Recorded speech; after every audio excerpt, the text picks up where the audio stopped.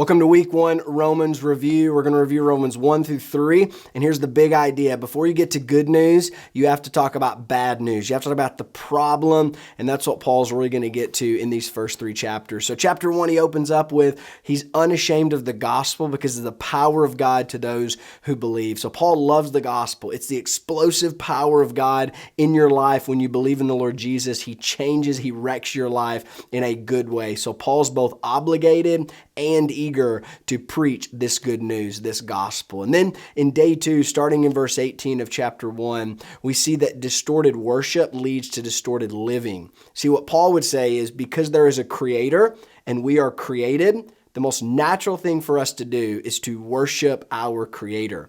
But instead, we turn to created things. We worship ourselves, we worship our jobs, money, hobby, fame, pleasure. We put those things as ultimate and we worship them instead of God. So the righteous wrath of God is revealed in God giving us over to the lust of our hearts, to do what we want to do, to give us over to sexual morality, disobedience, all those things. So Paul's response to the sexual revolution would be, the problem is not just with our sexual appetite, it's with our worship. We don't worship the one true God, so that leads to a life that is disordered even in our own sexuality. And then on day 3, beginning in chapter 2, you can almost hear the Jews cheering. They're saying, yeah, go get those pagans who are doing all sorts of sexual morality. And Paul says, hold on just a second.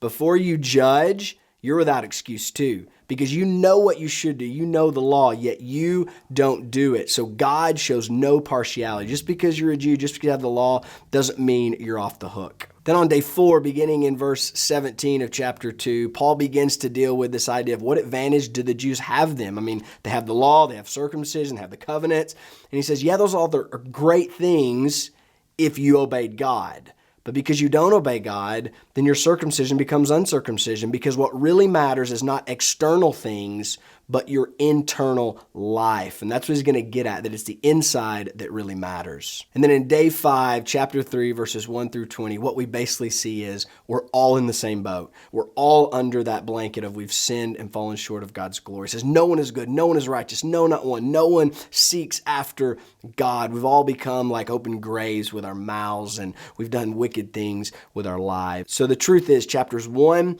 through 3, what Paul's laying out is the problem, and here it is. We're all sinful, no matter who you are, no matter if you've never been to church or been to church your whole life. We're sinful apart from Christ, and we need Christ. We need the gospel. So that's what Paul is trying to get us to see, that we can't be righteous within ourselves. We can only be righteous in Jesus Christ. And that's what next week is going to be all about. So enjoy reading. We have the problem. Now let's get to the solution this next week.